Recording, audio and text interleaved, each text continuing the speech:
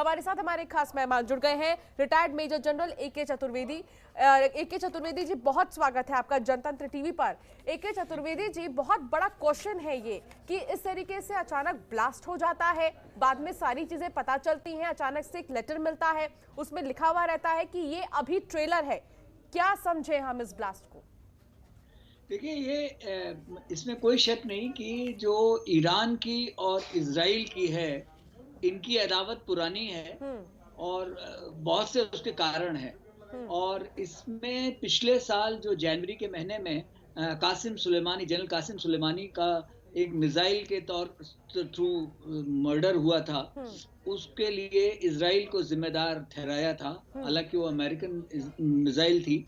उसी तरह से मोहसिन फखरीजादे को, जो कि उनके न्यूक्लियर साइंटिस्ट थे, उनको भी मारा गया है। क्योंकि इसमें क्या है कि इजराइल को शक है कि अगर न्यूक्लियर कैपेबिलिटी ईरान के पास आ गई तो ये उसके लिए बहुत बड़ा खतरा होगा। इसमें एक और चीज जो बहुत ध्यान देने वाली बात है, वो ये है कि जो ये गल्फ के देश हैं, यूएई वगैरह, ये भी नहीं चाहते हैं कि जो ईरान है उसके पास ये कैपेबिलिटी आए। और आपने देखा होगा हाल में यूएई और इजराइल का डिप्लोमेटिक रिलेशंस भी बन गए हैं।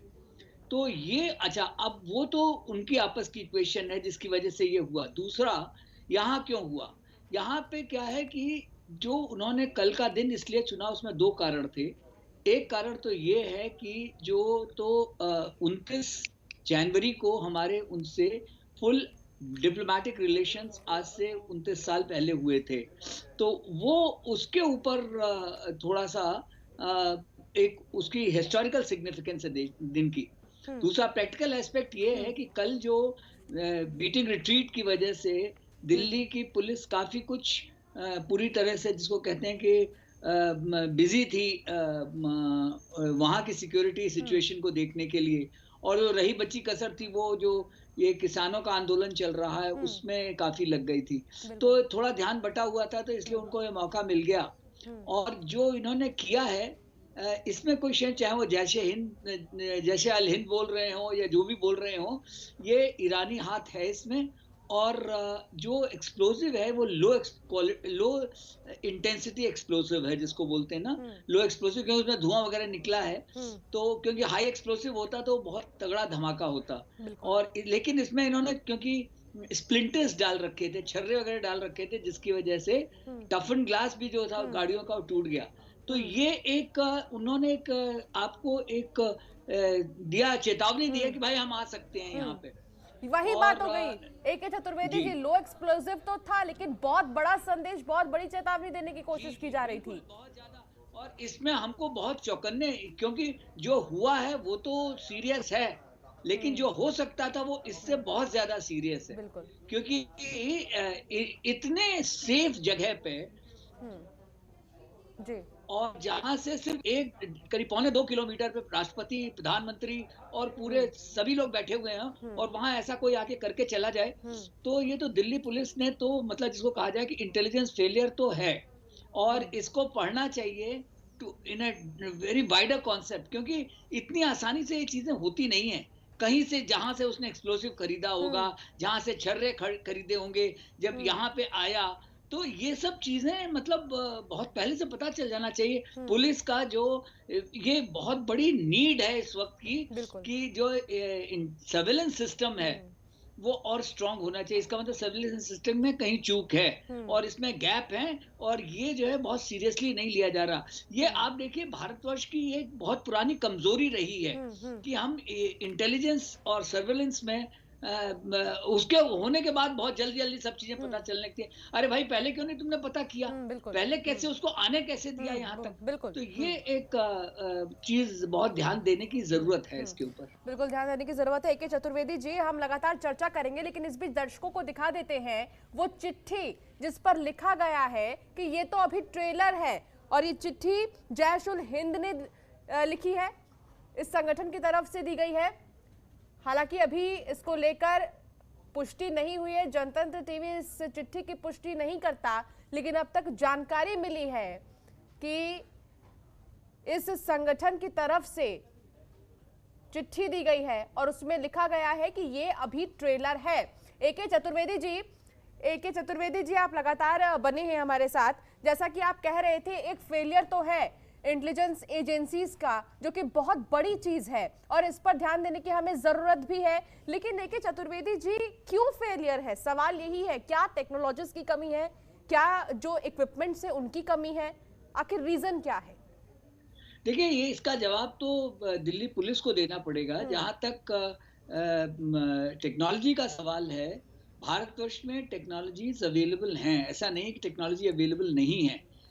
ये टेक्नोलॉजी अवेलेबल है, सिस्टम्स अवेलेबल हैं, एंड मेरे ख्याल में ये एटीट्यूडनल प्रॉब्लम भी है कि थोड़ा सा इसमें एटीट्यूड थोड़ा और अच्छा होना चाहिए, क्योंकि ये इंटेलिजेंस का एक बहुत खास क्वालिटी होती है कि जरा सा भी जो पैटर्न से अलग चीज होती हुई दिखती है वो उस पर गौर करते हैं। तो ये अगर ये निकल रहा है तो अच्छा, दूसरा एक और चीज है कि इनिशिएटिव हमेशा टेररिस्ट के पास होता है। इनिशिएटिव, आप हमेशा याद रखिए, वो एक कदम आगे होते हैं। तो इसलिए तुम डार डार हम पात पात वाली बात होती है। तो हम लोगों को निरंतर अपनी टेक्नोलॉजी का अपग्रेडेशन करते रहना पड़ेगा। जो आज से इलेक्ट्रॉनिक्स के बारे में ये कहा भी जाता है कि आप वेंडर की शॉप से सामान निकाल के लाओ, जब तक बाहर निकाल के लाओ वो ऑब्सोलीट हो जाता है। तो इसलिए इस पे लगातार काम करने की जरूरत है। पुलिस की कैपेसिटी बिल्डिंग की जरूरत है कि उसमें और ज्यादा अच्छे टेक्नोलॉजिस्ट आने चाहिए। उसमें इसकी जरूरत है कि एक इसका डेटाबेस बहुत अच्छा होना चाहिए और इसका वीजा से लिंक होना चाहिए। मेरे ख्याल में क्योंकि हमारे और ईरान के संबंध बहुत अच्छे हैं भारतवर्ष के, और आज तक कभी ईरान हमारे खिलाफ कभी कोई कार्रवाई ऐसा टेररिस्ट एक्टिविटी नहीं करता है। लेकिन जो आते हैं वो उनकी अपनी अदावत किससे है ये नहीं हमको मालूम है। इसलिए जो ये वीजा रिजीम है जो बाहर से आ रहे हैं, उनके ऊपर थोड़ा सा और ज्यादा करने की जरूरत है कि किसको वीजा दिया जा रहा है और कितनी आसानी से वो देश में आ रहा है, उसका क्या बैकग्राउंड है। ये सारी चीजें बहुत, मतलब जिसको कहते हैं बड़ी कॉम्प्रिहेंसिव लुक की जरूरत है, एक नई स्ट्रैटेजी की जरूरत है। इससे बात नहीं बनेगी। बिल्कुल एके चतुर्वेदी जी, आप ठीक कह रहे हैं। हमारे साथ retired wing commander Praful Bakshi ji भी जुड़े हैं, हम उनसे भी बातचीत कर लेते हैं। प्रफुल्ल बख्शी जी, बहुत स्वागत है जनतंत्र टीवी पर। प्रफुल्ल बख्शी जी, जिस तरीके से अभी ये धमाका हुआ है, इस धमाके को लेकर बहुत बातें सामने आ रही हैं। चिट्ठी में साफ तौर पर ये लिख दिया गया है कि ये अभी ट्रेलर है, जो कि बहुत बड़ा मैसेज दे रहा है। लेकिन जिस संगठन ने इसकी जिम्मेदारी ली है, उस संगठन के बारे में कुछ बताएं। जैश उल हिंद है ये संगठन, क्या इसके बारे में कभी सुना गया? लेकिन अभी फिलहाल जांच पड़ताल की जा रही है इस संगठन को लेकर जिसने जिम्मेदारी ली है। देखिए, ऐसा है, हमारी जो प्रणाली है वो बाकी चीजों में बहुत है। संगठन को करना, उसका कौन चला रहा है, क्या कर रहा है, उससे क्या फर्क पड़ता है? संगठन तो 15-20 है। आपकी क्या प्रणाली है? आप क्या करते हैं कि नहीं? सबके सब यही करेंगे जैसा ये कर रहा है? कोई खास फर्क पड़ेगा? JEM हो या JES हो या JEP हो, क्या फर्क पड़ता है? ये हमारी धारणा बनी हुई है। हम मेन काम को छोड़ के इधर उधर के काम में लग जाते हैं। हमारी बेसिक ट्रेनिंग नहीं है। हमारे लोग लगाए जा रहे हैं, उनको ट्रेन नहीं किया गया है।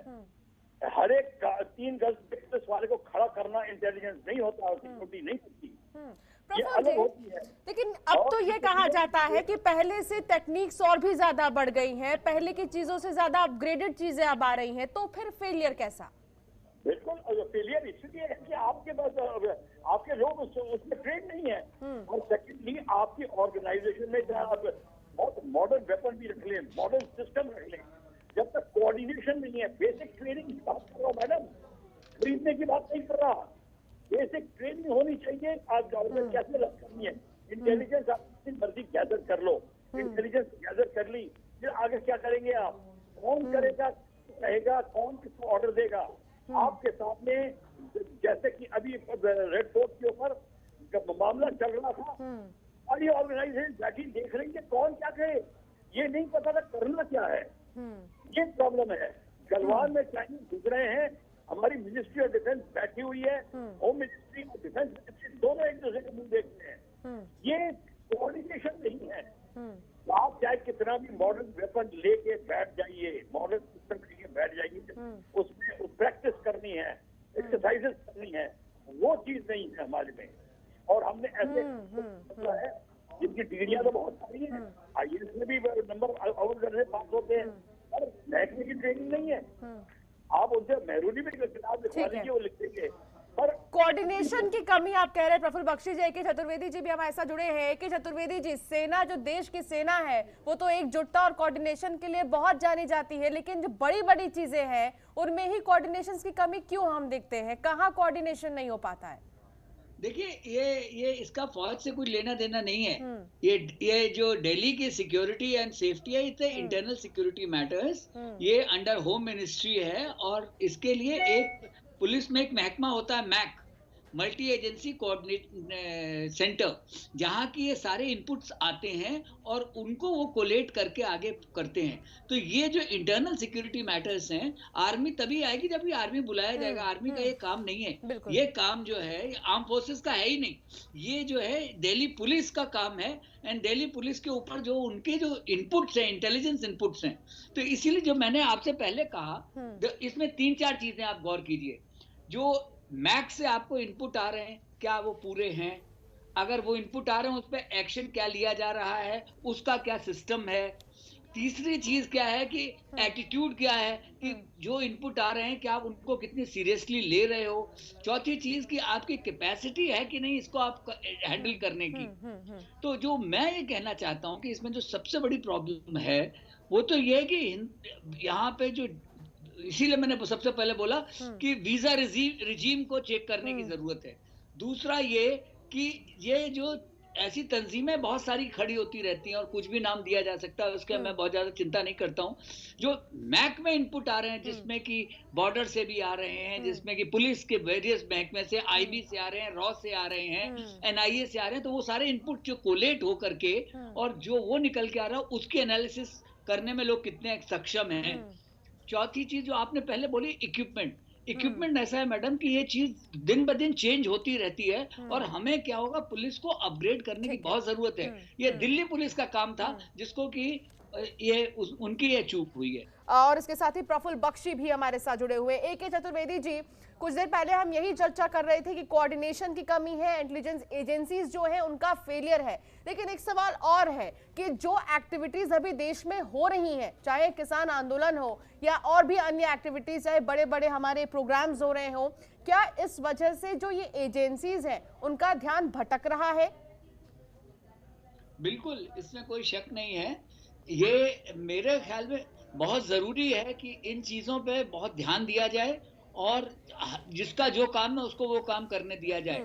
जिस दिन आप ये जो एजेंसीज इन कामों के लिए हैं, जो एंटी टेररिस्ट की टीम्स हैं, चाहे वो NSG हो, चाहे वो NIA हो, चाहे वो मैक हो, तो ये इनका काम है। और इसमें मेरे ख्याल में इसमें जो इनपुट्स हैं ये मोसाद के, जो कि आपने जैसा बताया कि इजराइल के साथ कोऑर्डिनेशन में काम होगा, तो ये पकड़ में आ जाएंगे। मेरे ख्याल में ये बहुत ज्यादा देर नहीं लगेगी।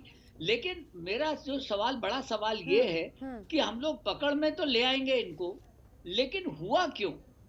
उस पे जो पूरे पुलिस को जवाबदेही तो बनती है, NSA की जवाबदेही तो बनती है। NSA को ये जवाब देना ही पड़ेगा कि कैसे ये इंटेलिजेंस फेलियर इतने नजदीक, अरे कल को वो क्या राष्ट्रपति भवन में घुस जाएगा, कैसे ये ऐसा कैसे हो गया?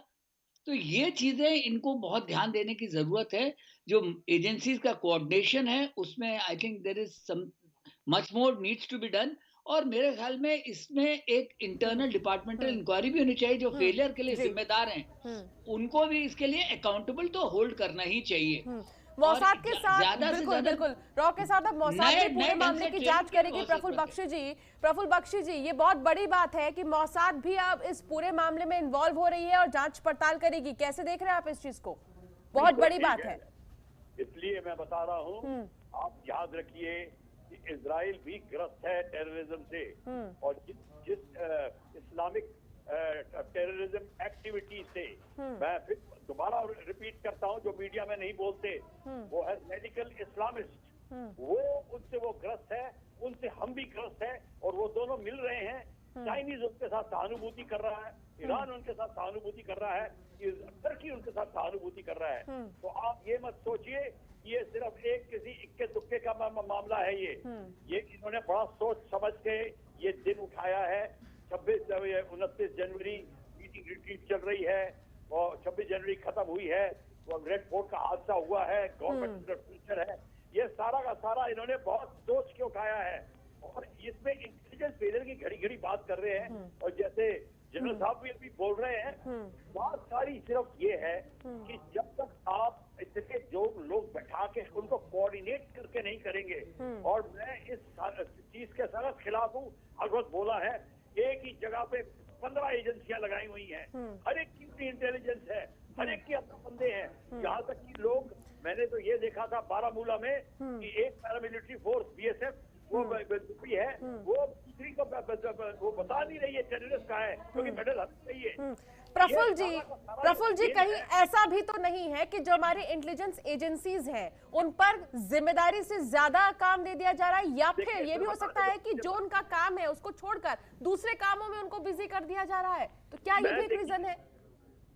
मैं ये बता दूं आपको, ये जो कौन कर रहा है, जो करने वाला जो ब्यूरोक्रेट बैठा हुआ है वो नहीं है, वो कहां से आ गया बीच में? यही तो मैं कह रहा हूँ, नीचे से लेकर ऊपर तक आप सिर्फ डायरेक्टर जनरल का पोस्ट देने के लिए लोगों को बनाते हैं। पर इतनी सारी पोस्ट खड़ी कर रखी है, इतनी पैरामिलिट्री फोर्स खड़ी कर रखी है। पहले बताइए इतनी पैरामिलिट्री फोर्सेस हैं क्यों हिंदुस्तान में? रशिया का मॉडल कॉपी कर रहे हैं आप, जिसके कारण रशिया ने खुद मार खाई है, खुद उसकी कंट्री गिरी है, जिसके कारण lack of coordination. Fight between the army and the paramilitary forces, that is why Russia collapse हुआ है। आपको पता होना चाहिए ये गेम हम गलत खेल रहे हैं, शुरू से ही गलत खेल रहे हैं, और ये कब खामियाजा भुगत रहे हैं। हर जगह आप इतनी सारी पैरामिलिट्री, कश्मीर में देखिए रोज आतंकवादी घुस रहे हैं, रोज आप मार रहे हैं, और रोज क्यों हो रहा है? क्योंकि आपको कोऑर्डिनेशन नहीं है। और आप कहीं भी चले जाइए, अब अरुणाचल में आपके पास गांव बना के चला गया और आप कह रहे हैं हमें सैटेलाइट पिक्चर चाहिए। अरे अपनी टेरिटरी में। लेकिन ये कोऑर्डिनेशन की प्रॉब्लम प्रफुल्ल बख्शी जी कोई नई बात नहीं है। मुझे ऐसा लगता है कि जब भी ऐसे मामले सामने आए हैं तो कोऑर्डिनेशन और इंटेलिजेंस एजेंसीज की फेलियर्स ही सामने आई है। कि चतुर्वेदी जी बिल्कुल, प्रफुल्ल बख्शी जी आप ठीक कह रहे हैं। एक लास्ट कमेंट में ले लेती हूँ AK चतुर्वेदी जी से, समय की कमी है मेरे पास। AK चतुर्वेदी जी एक फाइनल कमेंट। जी एक बात खत्म कर दूं मैं। इसलिए कोऑर्डिनेशन की कमी है क्योंकि हिम्मत नहीं होती किसी को बोलने के लिए। जो फौज अगर बोलना चाहती, अभी हम कहा था फौज का, फौज है ही नहीं इस गेम में, और जो फौज हमारा कमांडर बोल नहीं सकता। मिनिस्टर डिफेंस में मिनिस्टर डिफेंस और होम मिनिस्ट्री इकट्ठा बैठी हुई है, तो बॉर्डर के ऊपर हर जगह अंदर भी पता नहीं कौन कोऑर्डिनेट कर रहा है। बिल्कुल लेकिन चतुर्वेदी जी फाइनल कमेंट। हाँ, ये मैं ये कहना चाहता हूँ, जो आपने एक सवाल पूछा कि क्या उनको जरूरत से ज्यादा काम दिया गया है। अरे भाई, जिसने काम लेना है उसको भी तो कहना चाहिए, उसके मुंह में भी तो जबान एक होती है कि नहीं होती है कि भाई ये मेरा काम है, मैं इतना ही कर सकता हूँ, इसके आगे नहीं कर सकता हूँ। आप मेरे से, अगर आप BSF से बोलोगे जो बॉर्डर सिक्योरिटी के लिए, उससे बोलोगे कि आप इंटरनल सिक्योरिटी ड्यूटीज करने लगो, और ITBP जो CRPF है जो इंटरनल सिक्योरिटी के लिए, उससे बोलोगे बॉर्डर पे जाओगे, तो ना आप रॉन्ग पेग में राउंड पेग में, स्क्वायर होल में राउंड पेग डालने की कोशिश कर रहे हो। तो ये जो है, ये जो इनके भी बड़े ओहदेदार हैं, उनको भी मुंह में जबान होनी चाहिए कि भाई मेरा काम ये है, मैं ये अच्छी तरह करूंगा। और अगर नहीं बोला जाएगा ना, अगर नहीं बोला जाएगा AK चतुर्वेदी जी, तो मेरे ख्याल से ऐसी सिचुएशंस रिपीट होती रहेंगी। और कहीं ना कहीं देश को जो तस्वीर नहीं देखनी है, जो सिचुएशन नहीं देखना है, वो हमें मजबूरन देखना पड़ेगा। बहुत शुक्रिया आप दोनों का ही सर, बहुत शुक्रिया आपने समय निकाला तमाम बातचीत के लिए। चतुर्वेदी जी आपका भी बहुत शुक्रिया, और प्रफुल्ल बख्शी जी बहुत शुक्रिया आपका भी। तो फिलहाल आपको ग्राफिक्स के जरिए अब आपको बताते हैं आखिर मोसाद क्या कुछ है और किस तरीके से अब पूरा जांच पड़ताल इस पूरे मामले को लेकर किया जाएगा। तो मोसाद के बारे में जानने के इजराइल की खुफिया एजेंसी का नाम है मोसाद। गुप्त ऑपरेशन, आतंकवाद और खुफिया जानकारी जुटाने में माहिर है मोसाद। मोसाद को दुनिया की सबसे बेहतर गुप्त एजेंसी माना जाता है। दुनिया मोसाद को किलिंग मशीन के नाम से भी जानती है, और यह बड़ी बात है कि अब इस पूरे मामले की जांच में मोसाद की इन्वॉल्वमेंट होगी। इजराइल के दुश्मनों को पूरी दुनिया में खोजकर मारने में महारत हासिल है। मोसाद का मकसद सिर्फ मारना ही नहीं बल्कि डर पैदा करना भी है। तो मोसाद के एजेंट का मकसद होता है कि इजराइल से पंगा लेने की कोशिश बिल्कुल भी मत करना। 1972 के म्यूनिख ओलंपिक में इजराइल के 11 खिलाड़ियों की होटल में हत्या की गई, जिसके बाद मोसाद के एजेंटों ने टारगेट को दुनिया भर में ढूंढ कर ठिकाने लगाया। खबरों के निष्पक्ष विश्लेषण के लिए सब्सक्राइब करें Jantantra TV and press the bell icon. Never miss any update.